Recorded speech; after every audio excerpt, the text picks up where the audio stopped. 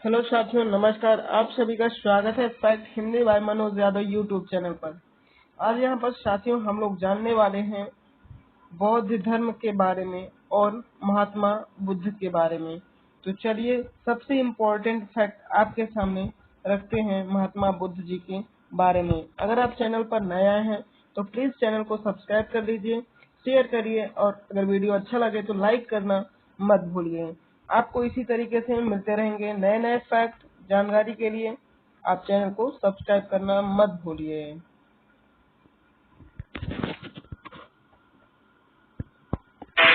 दोस्तों, हमारी इस दुनिया में हजारों रिलीजन्स मौजूद हैं और उन्हीं में से एक है बुद्धिज्म यानी बौद्ध धर्म, जो क्रिश्चियनिटी, इस्लाम और हिंदू धर्म के बाद दुनिया का चौथा सबसे बड़ा धर्म माना जाता है।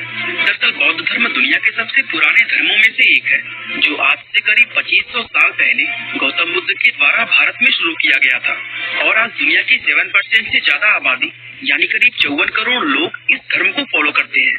तो दुनिया में बौद्ध धर्म की शुरुआत आखिर किस तरह से हुई, इस धर्म के सिद्धांत और शिक्षाएं क्या हैं और कैसे ये दुनिया के सबसे बड़े धर्मों में से एक बना, ये सब कुछ आज हम इस वीडियो में जानने वाले हैं।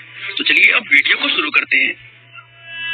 दोस्तों, बौद्ध धर्म की शुरुआत करने वाले भगवान गौतम बुद्ध का जन्म आज से करीब 2500 साल पहले सन 480 BC के आसपास लुम्बिनी नाम की एक जगह पर इक्ष्वाकु वंश के राजघराने में हुआ था। आज के समय में ये जगह नेपाल के अंदर मौजूद है। दोस्तों, गौतम बुद्ध के पिता का नाम शुद्धोधन और माँ का नाम महामाया था, जो कोलीय वंश से ताल्लुक रखती थी। जन्म के समय गौतम बुद्ध का नाम सिद्धार्थ गौतम था, जबकि बुद्ध नाम उन्हें ज्ञान की प्राप्ति होने के बाद दिया गया। दोस्तों, गौतम बुद्ध का शुरुआती जीवन बड़े ही ऐशो आराम में गुजरा, क्योंकि उनके पिता उनके ऊपर दुख और पीड़ाओं को नहीं देखना चाहते थे। दरअसल जन्म के समय गौतम बुद्ध के बारे में ये भविष्यवाणी की गई थी कि वे आगे चलकर अपने पिता की राजगद्दी पर राजपाट नहीं संभालेंगे, बल्कि इसकी जगह वे लोगों को धर्म का मार्ग दिखाने का काम करेंगे। और ये भविष्यवाणी सुनने के बाद राजा शुद्धोधन काफी चिंतित हो गए थे, इसलिए उन्होंने ये फैसला लिया कि वे सिद्धार्थ को एक ऐसा जीवन देंगे जो पूरी तरह खुशियों से भरा होगा और जहां संसार के दुख व पीड़ाएं उन्हें छू भी नहीं पाएंगी। यही वजह थी कि गौतम बुद्ध ने अपना शुरुआती जीवन आलीशान महलों में रहकर बिताया, जहां उनकी हर एक इच्छा पूरी की जाती थी। यहाँ तक कि राजा शुद्धोधन ने सिद्धार्थ की सेवा में लगे बूढ़े, बीमार व बदसूरत दिखने वाले नौकरों को महल से निकाल दिया था और उनकी जगह जवान व सुंदर नौकर ही गौतम बुद्ध की सेवा में लगाए जाते थे। उनकी सेवा में लगा कोई भी नौकर उनसे जीवन के दुखों के बारे में कभी कोई बात नहीं करता था, जिसके चलते गौतम बुद्ध को कभी ये पता ही नहीं चल सका कि इंसान के जीवन में दुख जैसी कोई चीज भी होती है, बल्कि उन्हें तो लगता था कि दुनिया में खुशियों के अलावा और कुछ नहीं होता। यहाँ तक कि दोस्तों, उनकी पसंद की एक सुंदर लड़की से उनकी शादी भी करवा दी गई थी। लेकिन इतना सब कुछ होने के बावजूद भी गौतम बुद्ध को अपनी लाइफ से कभी संतुष्टि नहीं हुई। उन्होंने अपने जिंदगी के 29 साल इसी तरह महल में रहकर ऐशो आराम के साथ बिताए। लेकिन 29 साल की उम्र में जब वो पहली बार अपने महल से बाहर निकले तो जिंदगी की हकीकत को देखकर वो पूरी तरह हैरान रह गए। दरअसल बाहर निकलकर उन्होंने पहली बार बूढ़े, बीमार, दुखी और मरे हुए व्यक्ति को देखा और जब उन्हें पता चला कि ये सारे दुख दुनिया के हर एक इंसान को झेलने पड़ते हैं, तो उन्हें जिंदगी की असली सच्चाई का एहसास हुआ, जिसे जानने के बाद वे खुद भी पूरी तरह दुखी हो गए। इसी तरह एक बार जब वे अपने महल से बाहर घूमने के लिए निकले तो उन्होंने एक सन्यासी व्यक्ति को देखा, जो उन्हें दुनिया के बाकी लोगों से कहीं ज्यादा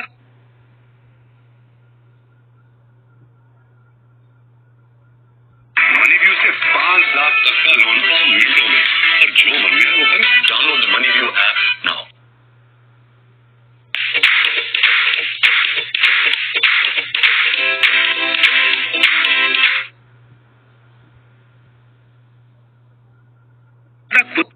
और समझदार लगा। उसको देखते ही गौतम बुद्ध ने ये तय कर लिया कि वे भी अपना राजपाट और लग्जरियस लाइफ को त्याग कर अपना बाकी का जीवन उस मॉन्क की तरह ही बिताएंगे, ताकि वे इंसान के जीवन से जुड़ी कठिनाइयों और दुखों का जवाब खोज सके। इसके बाद उन्होंने अपनी जिंदगी के 6 साल इसी खोज में एक सन्यासी रहकर बिताए। वे जंगलों में पेड़ पौधों की पत्तियां व फल खाकर गुजारा करते और अपना सारा समय ध्यान करते हुए बिता देते। दोस्तों, अक्सर वो मेडिटेशन करते हुए इस गहराई तक चले जाते कि उन्हें कई कई दिन तक खाने पीने का भी होश नहीं रहता था और इस कठोर तपस्या की वजह से ही उनका शरीर किसी कंकाल के जैसा नजर आने लगा था। दोस्तों, एक दिन वो पीपल के पेड़ के नीचे बैठकर इसी तरह ध्यान कर रहे थे कि तभी उन्हें सच्चे ज्ञान का एहसास हुआ उन्हें समझ आ गया कि इंसान अगर अपनी इच्छाओं को खत्म कर दे तो उसे सभी तरह के कष्टों और दुखों से छुटकारा मिल जाएगा। साथ ही उन्हें एहसास हुआ कि दुनिया में सब कुछ समय के साथ लगातार बदलता रहता है और इंसानों के पास उन चेंजेस को स्वीकार करने के अलावा और कोई भी रास्ता नहीं होता। ये विचार आते ही उनके मन से मौत का डर पूरी तरह समाप्त हो गया। दूसरे शब्दों में कहें तो उन्हें ज्ञान की प्राप्ति हो गई थी और दोस्तों वो जिस अवस्था में थे उसे बौद्ध धर्म का अंतिम लक्ष्य यानी निर्वाण माना जाता है, जहाँ इंसान के अंदर से दुख, पीड़ा और डर खत्म हो जाते हैं। वैसे आपकी जानकारी के लिए बता दें कि जिस पीपल के पेड़ के नीचे उन्हें ज्ञान प्राप्त हुआ था, बाद में उस पेड़ को बोध वृक्ष और उस जगह को बोध गया का नाम दिया गया। साथ ही ज्ञान प्राप्त होने के बाद वे सिद्धार्थ गौतम की जगह गौतम बुद्ध कहलाए जाने लगे। अब जो कि गौतम बुद्ध चाहते थे कि दुनिया के दूसरे लोग भी उनकी तरह निर्वाण प्राप्त करके अपने दुखों से मुक्ति पाले, इसलिए उन्होंने 4 ऐसे नियम बनाए जिन्हें फॉलो करके दुनिया का कोई भी इंसान निर्वाण प्राप्त कर सकता है। इन नियमों को 4 नोबल ट्रुथ यानी 4 आर्य सत्य कहते हैं और इन्हीं 4 नियमों पर पूरा बौद्ध धर्म आधारित है। तो चलिए अब जानते हैं बौद्ध धर्म के इन 4 नोबल ट्रुथ के बारे में। नंबर 1, दुख। इस आर्य सत्य में गौतम बुद्ध ने बताया है कि किस तरह ये दुनिया दुखों से भरी हुई है। वे कहते हैं कि सुख का ना मिलना, सुख को पाने का प्रयास करना और सुख मिल जाने के बाद उसको बरकरार ना रख पाना, ये हर एक चीज दुख का कारण है। यानी इंसान के लिए जन्म से लेकर मृत्यु पूरा दुख ही दुख है और ये दुख मृत्यु के बाद भी खत्म नहीं होता, क्योंकि पुनर्जन्म के जरिए दुख की ये साइकिल अनंत काल तक चलती रहती है। नंबर 2, दुख समुदाय। दोस्तों, इस दूसरे आर्य सत्य में गौतम बुद्ध ने इंसान के जीवन में दुख होने के अलग अलग कारणों के बारे में बताया है।